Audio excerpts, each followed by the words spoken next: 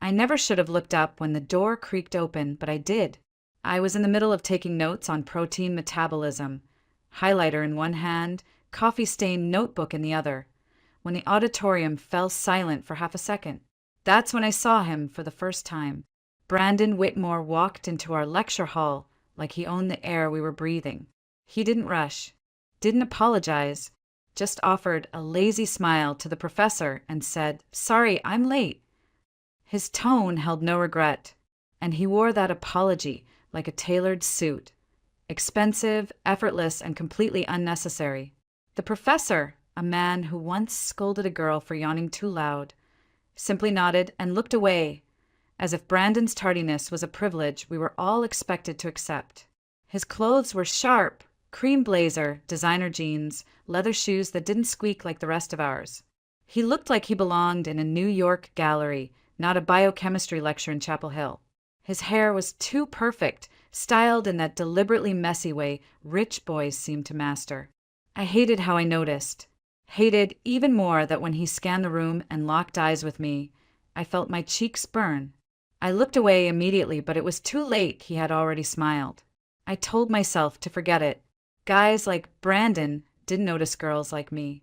But when class ended and I started gathering my notes, his voice, warm, smooth, a little amused, appeared over my shoulder. "You wouldn't happen to know where a guy could get a decent cup of coffee around here, would you?" I froze for a beat, then replied without looking up, "There's a vending machine in the lobby if you don't mind drinking regret." He laughed, and I hated how much I liked the sound of it. "That bad, huh? Then maybe you can join me somewhere that serves actual coffee." I finally looked up. "Emily," I said, realizing too late that he hadn't even asked for my name yet. "Brandon," he replied, extending his hand like we were at a cocktail party, not standing between rows of squeaky seats and spilled Red Bull cans. "I've got anatomy next," I told him. He smiled like he already knew. "Professor Henley? Don't worry, he's repeating last week's lecture. He always does after breaks." I blinked. "How do you know my schedule?" He shrugged, grinning. "Lucky guess." I don't know what possessed me to say yes. Maybe it was the way the September sun poured through the old glass windows, painting golden streaks on his shoulders. Or maybe I just wanted to feel like someone who said yes to things. We walked together past the ivy-covered science buildings, down the cobblestone path lined with turning leaves. Brandon offered his arm like we were in a period film, and somehow I took it. He drove a dark blue Mercedes, the kind of car my mom used to point at and say, "That's somebody else's tax bracket, honey." The interior smelled like leather and citrus. As I sank into the seat, I caught a glimpse of myself in the mirror, wide-eyed, flushed, not quite believing this was real. "You ever been to Blue Finch Cafe?" he asked. I shook my head. "It's kind of pricey," I admitted. "Then it's perfect," he replied. "Today is on me." Inside the cafe, the lights were soft, the servers wore crisp uniforms, and the menu made my wallet flinch. Brandon noticed. "Just order what you want," he said. "Not what you think you can afford." We talked about school, about professors. He made fun of our economics TA in a way that was somehow charming instead of cruel. He spoke about his parents, how his dad ran a regional investment firm, how his mom wanted him to go into law, but he preferred medicine. "I haven't decided if I'll actually become a doctor, though," he said, sipping his espresso. "Then why study it?" I asked.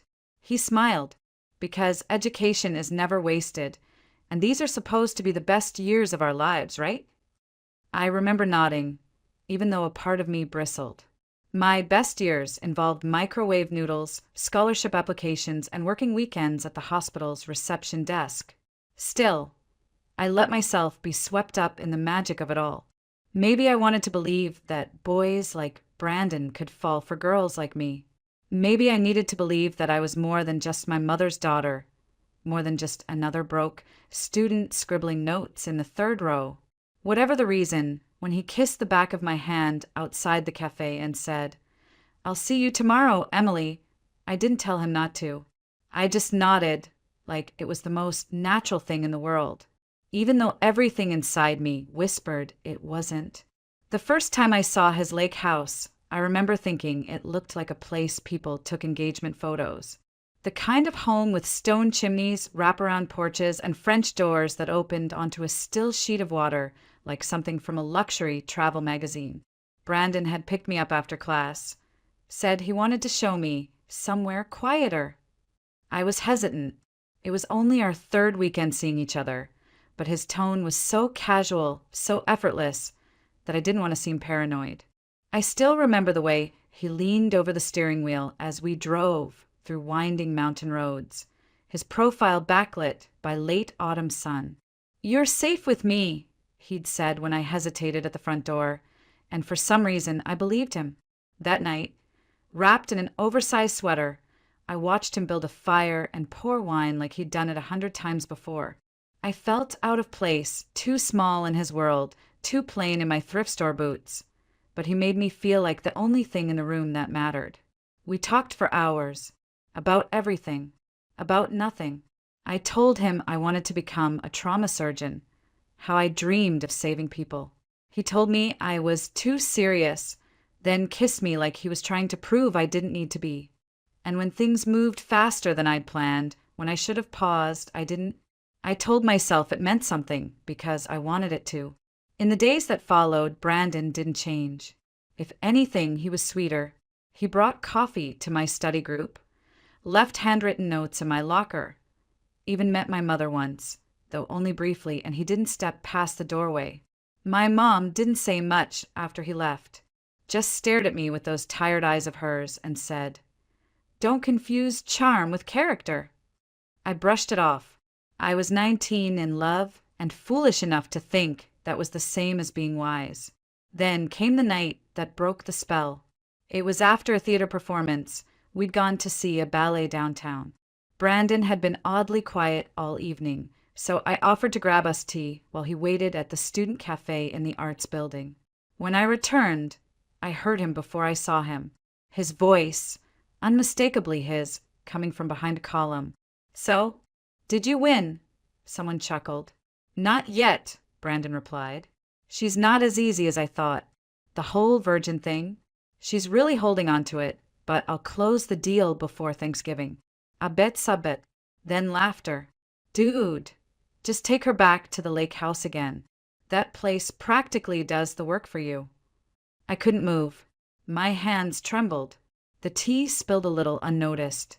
I stood frozen behind that pillar, trying to remember how to breathe. Bet.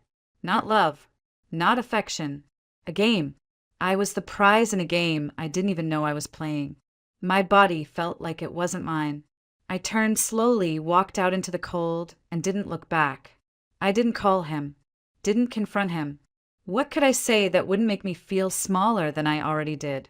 I went home and cried into my pillow, letting my sobs dissolve the illusion I had clung to. My mother knocked once, then left me alone. I think she already knew. A week passed. He texted, called, even left flowers by my door. I ignored them all. Then one night, I found myself in the bathroom, gripping the sink edge, fighting off waves of nausea. At first, I thought it was stress, or grief, or maybe karma's cruel joke. But when the sickness didn't stop, I bought a test. 2 pink lines. 2. I stared at them for so long my eyes blurred. I read the instructions again and again, hoping I'd misunderstood. I hadn't. I sat on the cold tile floor, knees drawn to my chest, and felt something inside me splinter. Not because I was pregnant, but because I had no idea what to do now. I thought about calling Brandon. I even typed out a message once, but I deleted it. What would I even say? "Hey, surprise. That girl you tried to win, like a beer pong trophy? She's carrying your child." No, I couldn't stomach the idea. But eventually I had to face him. And when I did, everything unraveled, even faster than I imagined. I waited for him at the same cafe where we had first met. It felt cruelly symmetrical.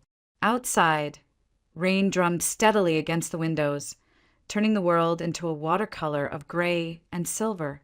I had rehearsed the conversation 100 times in my head, crafting every word like I was preparing for surgery. Clinical, precise, detached. But nothing could prepare me for how it would really feel. Brandon arrived late. He walked in like the rain was just a minor inconvenience, like this was just another casual meetup. His coat was soaked, but it made him look effortlessly rugged. He smiled when he saw me, that same confident smile that used to make me forget who I was. Not anymore. "Hey, gorgeous," he said, leaning down to kiss my cheek like nothing had happened, like he hadn't vanished for weeks. Sorry, traffic was a nightmare. I didn't respond to the kiss. I barely smiled. He sat across from me, ordered coffee, looked at me curiously. "You look pale. Everything okay?" I nodded once, then inhaled deeply. "I need to tell you something." He leaned back in his seat, the grin softening. "All right, I'm listening." I met his gaze, steady and unwavering. "I'm pregnant." His face didn't change right away. For a second, I thought he hadn't heard me. Then he blinked once, twice, and set his coffee cup down, just a bit too hard. "You're sure?" he asked, voice quieter now. "Yes. I took 3 tests."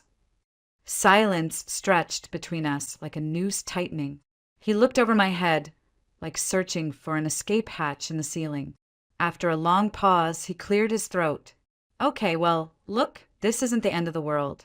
There are options." My stomach turned. "What kind of options?" "Safe ones," he said quickly. "There's a clinic in Raleigh. Discreet. I know someone there. You'll be in and out, no complications. You won't even remember it after a week." I stared at him, unsure whether I was hearing him correctly. "You're suggesting I get rid of it?" "I'm saying this doesn't have to ruin both of our lives," he replied, his voice inching toward condescension. "We're young. I've got med school, internships, maybe a year abroad. I'm not ready to be a father." Something in me cracked. "And you think I'm ready to be a mother?" I snapped. He raised his hands, palms out. "I'm just saying we have to be smart. Don't make this emotional." Emotional. The word echoed in my skull like an insult. "This isn't a class project, Brandon. This is a child. Our child." He exhaled sharply. "Emily, please. You're not thinking clearly. You're a student. You live with your mom. You can't do this alone." I stood up. "Watch me." He grabbed his wallet, pulled out a few crisp bills, hundreds, folded them, held them out like they were some kind of favor. "Take this. It'll cover the appointment, or baby clothes, or whatever. Just don't make this messier than it needs to be." I looked at the money like it was a pile of roaches. "I don't want your money." "Don't be stubborn," he said, pushing the cash toward me. "You'll need it." I stared at him, stunned, then whispered, "You're disgusting." He rolled his eyes, then flicked the bills onto the table, where they fluttered and landed wet in the puddle forming near the window. "Suit yourself," he muttered, "but don't come crawling back when it gets hard. And don't even think about putting my name on any paperwork. My dad's lawyers will bury it." He turned, walked out into the rain, and didn't look back. I stayed there for a while. People glanced at me, at the money soaking on the table, at the tears running silently down my face. No one said a word. When I finally stood up, my knees almost buckled. I left the money where it was. Outside, the rain clung to my skin like judgment. I walked home in silence, head down, heart shattered, but something deeper was stirring too. Not rage, not fear, something quieter. He had shown me exactly who he was, and now it was time I showed the world who I could be. The day I packed my things and left Chapel Hill, my mother didn't say much. She stood by the front door with her arms crossed, watching me load a duffel bag and a half-torn box of textbooks into the back seat of her rusted-out sedan. "You don't have to go," she said quietly, but I could see the relief in her eyes. Not because she wanted me gone, but because she knew I was making a decision she never had the chance to make. I told her I was going to Aunt Darlene's in Bloomington, said I needed space to think, to figure things out. What I didn't say was that I felt like I was falling apart, and I wasn't sure how to keep breathing in the same town where everything had gone wrong. Aunt Darlene welcomed me with a hug that lasted longer than I expected. She lived in a small house at the edge of town, surrounded by maple trees and silence. She didn't ask many questions, just pointed to the guest room, handed me a folded set of sheets, and said, "Whatever you need, kiddo. You're safe here." I spent the first week sleeping too much and eating too little. Then, one morning, I opened a textbook, Human Physiology, the same one I'd studied before my world exploded, and I started reading. Not because I had to, but because it was the only thing that still made sense. The pregnancy was harder than I thought it would be. I had morning sickness that lasted all day, constant back pain, and waves of fear that hit me out of nowhere.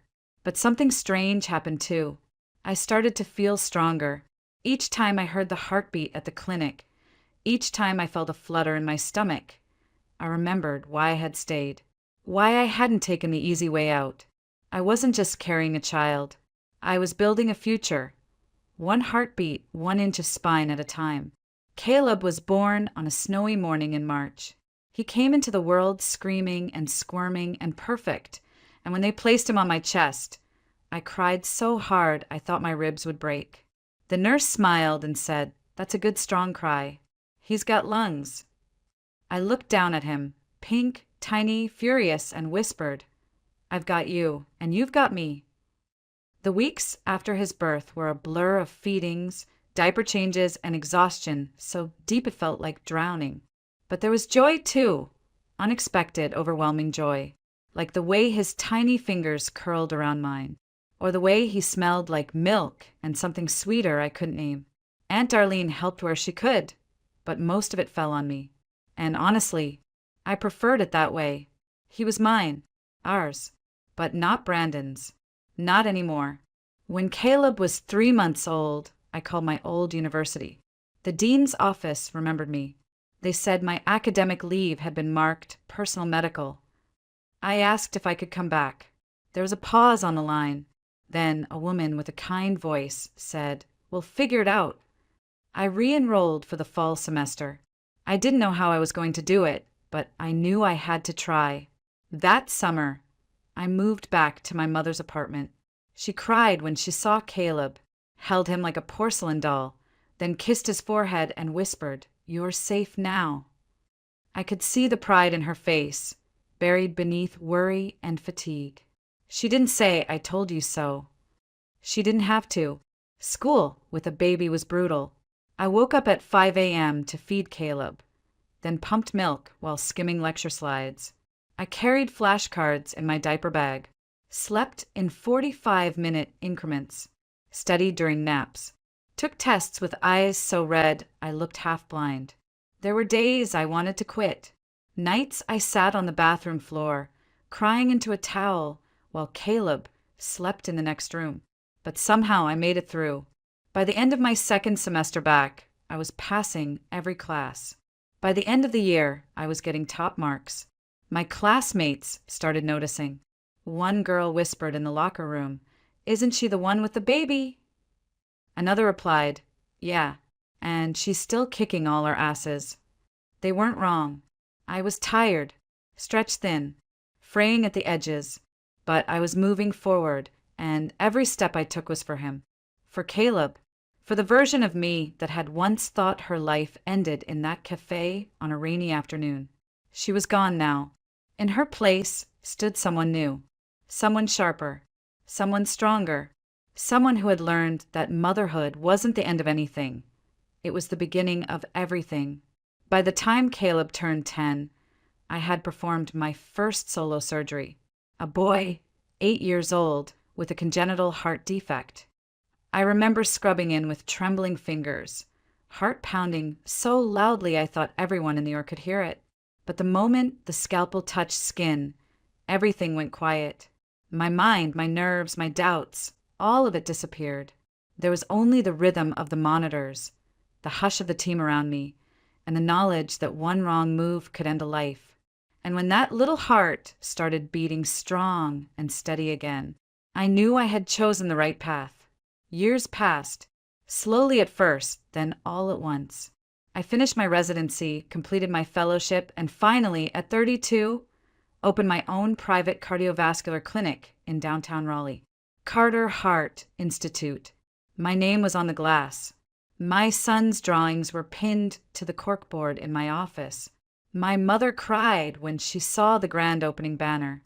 Caleb, now in middle school, walked through the clinic halls like he owned the place, greeting nurses and asking smart questions about pacemakers and stents.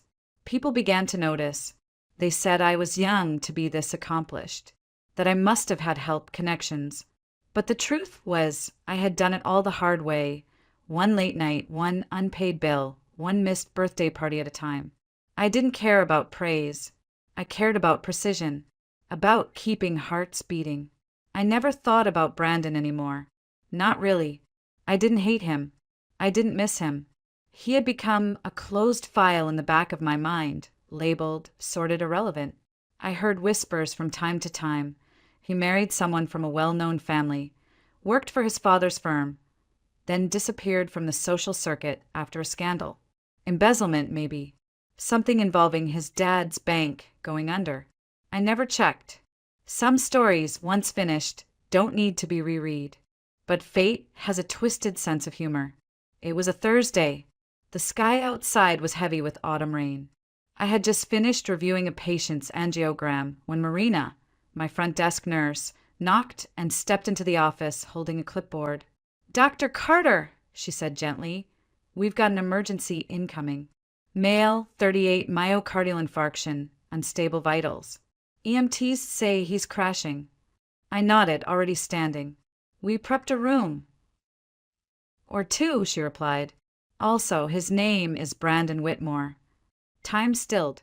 For just a beat.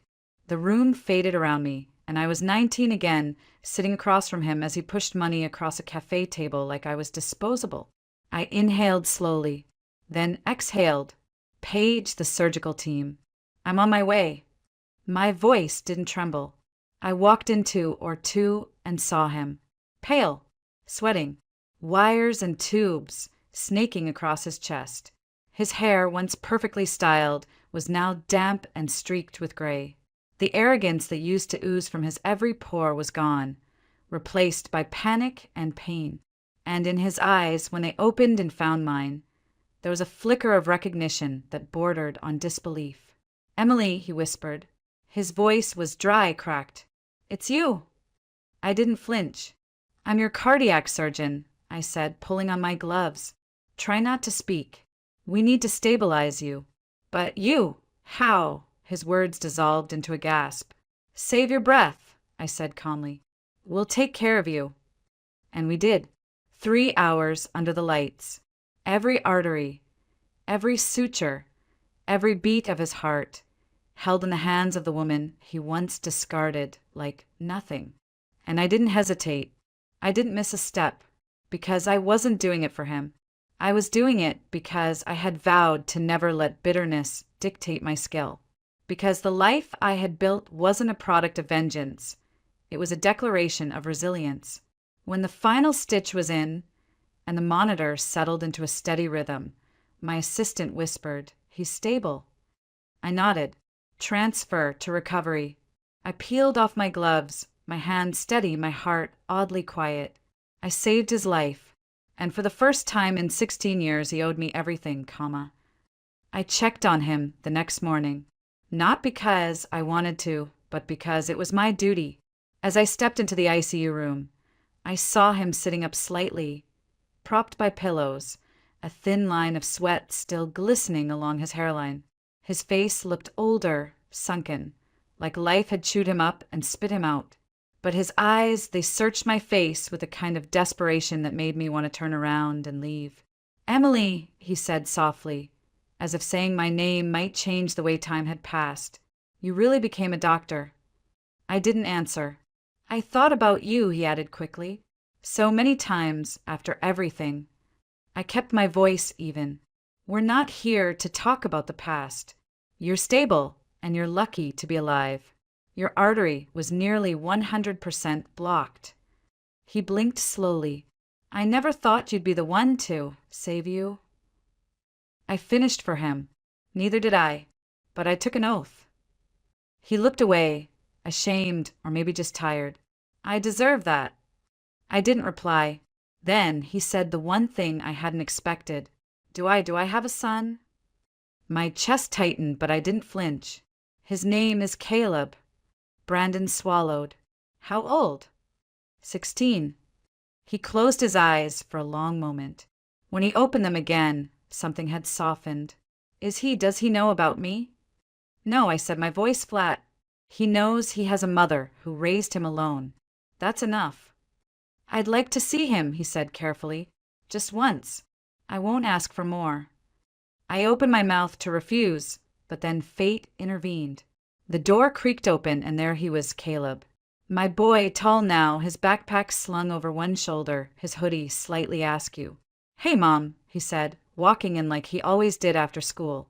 I grabbed your notes from the conference room. Oh, sorry. He froze when he saw Brandon. Didn't know you were with a patient. I looked at Brandon. His eyes had gone wide. He was staring at Caleb like he was seeing a ghost. And in that moment, I saw it too. The shape of the jaw, the angle of his brow, just enough of him. This is Mr. Whitmore, I said calmly.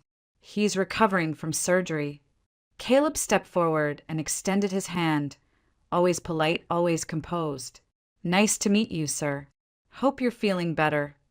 Brandon took the handshake like it was a lifeline. You're very kind, he said quietly. Caleb turned to me. I'll wait in your office, okay? Go ahead, I said. I'll be there soon.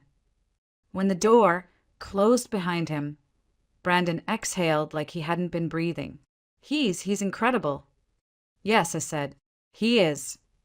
He looked down, then back at me. You did that. Without me. Without anyone. I didn't respond. I didn't need to. I messed up, he whispered. I know that.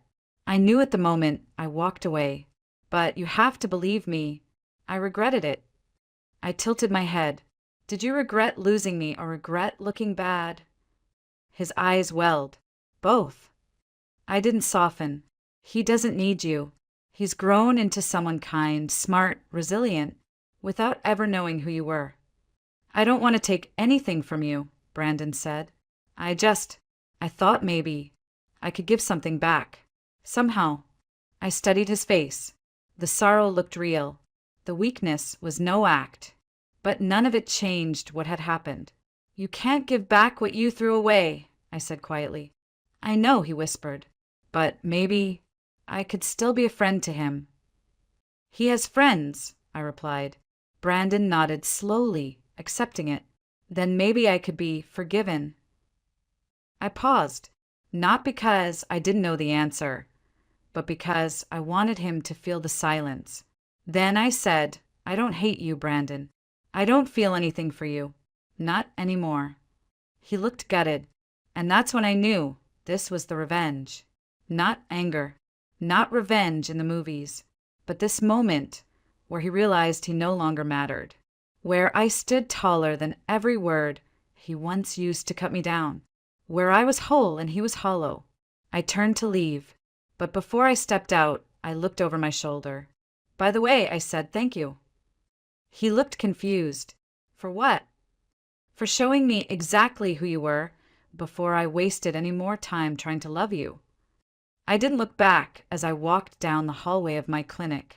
The air smelled like antiseptic and pine-scented floor cleaner. The buzz of monitors and quiet footsteps felt grounding, familiar. Outside, the October rain whispered against the windows. I slipped off my surgical cap and let my fingers run through my hair. Somewhere behind me, Brandon Whitmore was alive because of my hands. And that would have to be enough, because he would never touch my life again. When I stepped into my office, Caleb was waiting with a peanut butter sandwich and a tangle of biology flashcards. He sat cross-legged on the sofa, his hoodie half-zipped, eyes scanning notes like he was preparing to take over the world. Hey, he said, looking up. You were in there for a while. Complicated case. I smiled. Something like that. He studied me for a moment. You okay? I nodded. I am now. And I meant it. That night, over dinner, my mother, her hair now more silver than brown, asked casually, "Everything all right at the clinic today?" I took a bite of pasta before answering. Just an old patient from the past, needed a new heart, that's all. She paused, eyes narrowing slightly but didn't press. Maybe she already knew. Maybe she didn't have to. Later, as Caleb and I washed dishes together, he asked me the question I had been avoiding for years. "Mom, why don't I have a dad?" My hands stilled under the warm water. I turned slowly to look at him. His eyes were steady, curious, not wounded. "You have me," I said softly, "and Grandma, and all the love you've ever needed."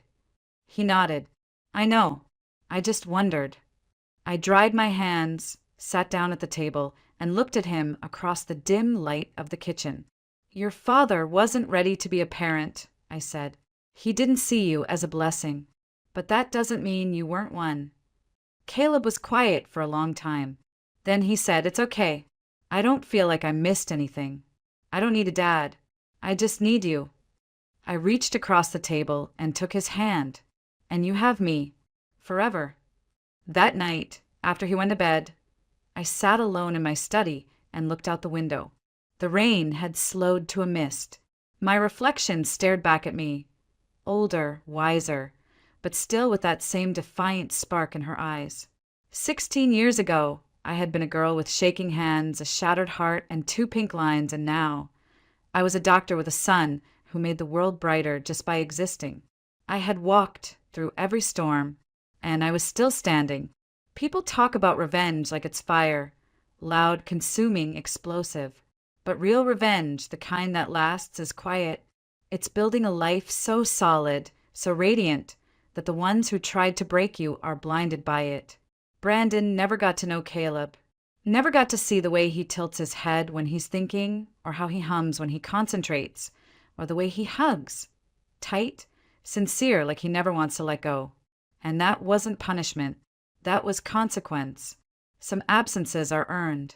The next morning, Caleb walked with me into the clinic, his backpack slung over one shoulder, his eyes bright. "Can I shadow you today?" he asked. "I want to see what it's like in surgery." I smiled.